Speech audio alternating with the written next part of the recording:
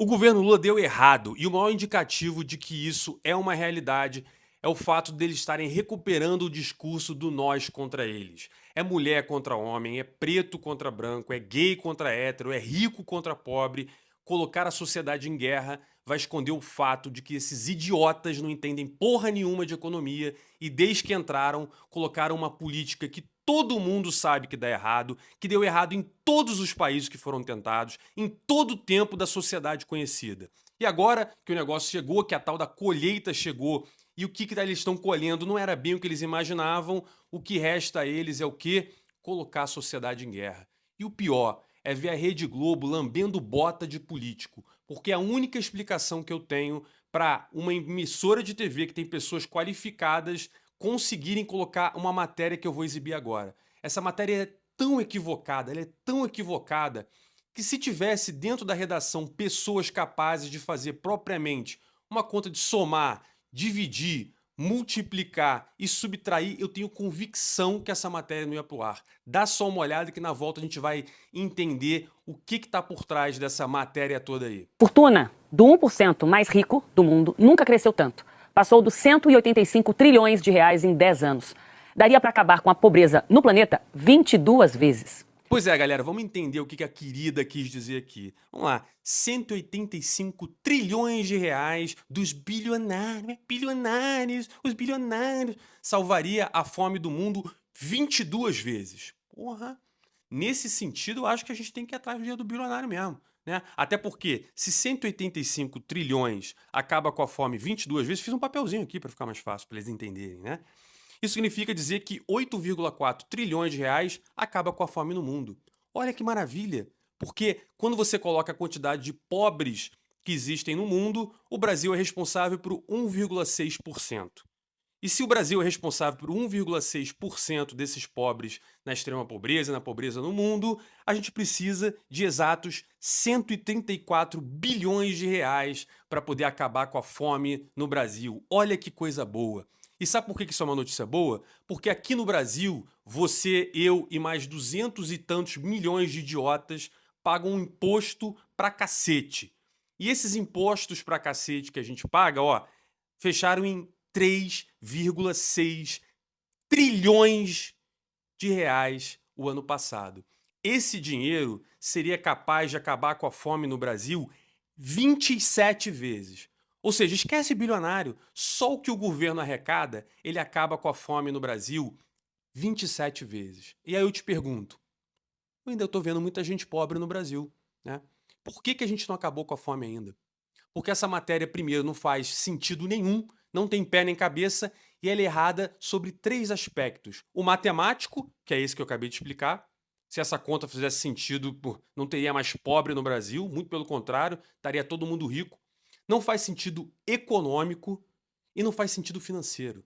Sobre a ponto de vista financeiro, essas continhas de bilionário não fazem o menor sentido. Em termos financeiros, vou explicar um negócio para você.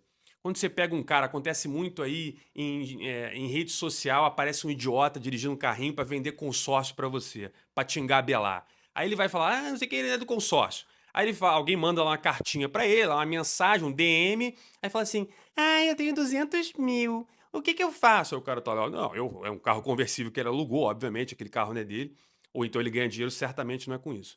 Aí ele fala, não, com 200 mil você pega uma carta, dá um lance embutido, que não sei o que não sei o que lá, e aí com uma carta de 1 milhão você compra um apartamento. Pronto, agora o seu patrimônio quintuplicou. Não, seu idiota. Se você tinha 200 mil reais e você pegou uma carta de crédito ou pegou um financiamento e comprou, por exemplo, um apartamento de 1 milhão de reais, o seu patrimônio não é 1 milhão de reais, meu bebê. O seu patrimônio continua sendo os mesmos 200 mil reais. Só que agora você tem uma dívida de 800 mil reais.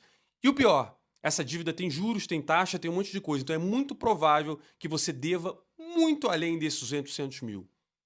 Então, quando você pega uma fortuna, por exemplo, de um Elon Musk ou de qualquer outro cara aqui no Brasil, o que as pessoas fazem é pegar lá na bolsa, né? Abre a bolsa de valores e fala: esse cara tem 10% dessa empresa. Então, 10% vezes o valor da empresa, a fortuna dele é tanto. Quem nunca escutou assim, sei lá, Elon Musk perde 54 bilhões de dólares em um dia. Ele não perdeu 54 bilhões de dólares um dia, ô idiota? O que aconteceu foi uma variação do valor de face da ação dele. Tem muito rico, bilionário, que ele não tem esse dinheiro. Simplesmente é o que vale a empresa dele. Se você chegar agora e falar, então vamos tomar o dinheiro do Elon Musk, como é que você vai tomar o dinheiro do Elon Musk? Ah, vamos pegar a empresa dele. Tá bom, quem é que vai comprar a empresa dele? Outro bilionário? Porque o único jeito de você acessar o dinheiro dele é comprando as ações dele. Só que se ele vender as ações dele, a empresa não vai valer nada.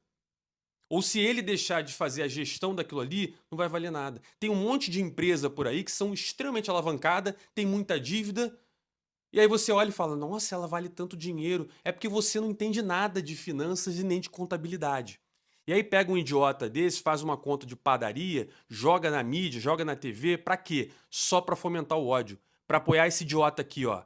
Esse idiota segurando uma plaquinha do lado da esposa dele, que vão pra Portugal pra cima e pra baixo de avião particular, comprar gravatinha da Hermès, comprar bolsinha da Gucci e dizer pra você que a burguesia fede porque as pessoas usam o dinheiro, que não precisa do dinheiro. É você que ele tá se referindo, porque eles precisam. Ninguém ali quer viajar de classe econômica, não. Então, sobre a ótica financeira, isso é uma imbecilidade. Ninguém entende nada de contabilidade. Esses bilionários que entram na Forbes, aí você não sabe como é que é a estrutura de capital da vida dele. Quando você vê um cara, às vezes, com uma Ferrari na rua, nossa, ele tem um carro que vale 3 milhões de reais. Se ele tiver financiado, ele não vale 3 milhões de reais. Quem é dono daquele carro é muito mais o banco do que o cara que tem o carro. Então, sobre a ótica financeira, esquece. E a ótica econômica? Essa é a pior de todas. Essa é a pior de todas. Se você chega agora e fala, vamos tomar a empresa do Elon Musk, acabou, é. Não vou nem falar Elon Musk, vou falar um cara que eu até abordei aqui no canal, Ricardo Faria, o rei do ovo. Esse cara é um empresário de sucesso. Esse cara montou um império de produção de aves, né, e ovos principalmente. Agora, a empresa dele gera muita riqueza porque ela constrói muita riqueza. E o cara é bilionário. Aí tu chega amanhã e fala, não, irmão, sai daí, isso aqui agora é tudo nosso. Aí sabe o que acontece? Exatamente o que aconteceu em Cuba. Se você olhar filmes à época, quando teve a revolução do idiota do Fidel lá e do imbecil do Che Guevara, o que você vai perceber é o seguinte, eles começaram a se apropriar as empresas, só que eles não sabiam operar o negócio, quebrou tudo. E aí sabe o que acontece? Você pega um empresário que está acostumado a tocar uma empresa, a fazer aquilo acontecer, é logística, é estrutura de capital, é pegar dinheiro, é contratar gente, é demitir gente, ajeitar a equipe, é reestruturar, todo um trabalho pesado de engenharia. Aí tu pega isso tudo e joga na mão de um monte de aspone, que nem estão fazendo aí no governo Lula, botando um monte de idiota em estatal. Aí o que acontece com a empresa? Ela quebra. Ela para de gerar valor. Aí o ovo que o cara produzia não vai mais ser produzido. Ou seja, esses caras são ricos não é simplesmente porque têm dinheiro, é porque eles são capazes de gerar riqueza. Existe uma diferença entre você ter patrimônio e você ser capaz de gerar riqueza. Você precisa ser um cara capaz de, com o seu conhecimento, com a sua empresa, com as suas habilidades, gerar valor para a sociedade.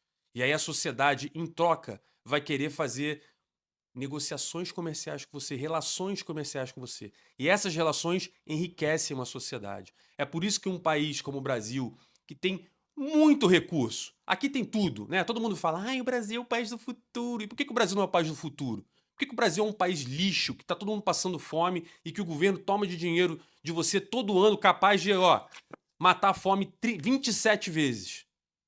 Simplesmente porque o dinheiro que eles arrecadam aqui é para aviãozinho de político, é para pendurar um monte de gente em estatal, é para super salário, é para aposentadoria de juiz, Ministério Público, não sei o que lá, que o cara ganha 300, 400 mil por mês, é para projeto que vai sumindo, é para coisa que não serve para nada, é para burocracia, é para isso.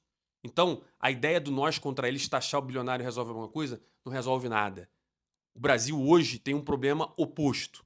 Todos os milionários e ricos estão saindo daqui. O Brasil é um dos líderes em milionários deixando esse país, indo para outros países, em busca de locais onde você possa efetivamente gerar riqueza. Porque aqui no Brasil, infelizmente, é o inverso. O cara que gera riqueza, ele é tratado como se fosse um bandido. E um bandido vira presidente.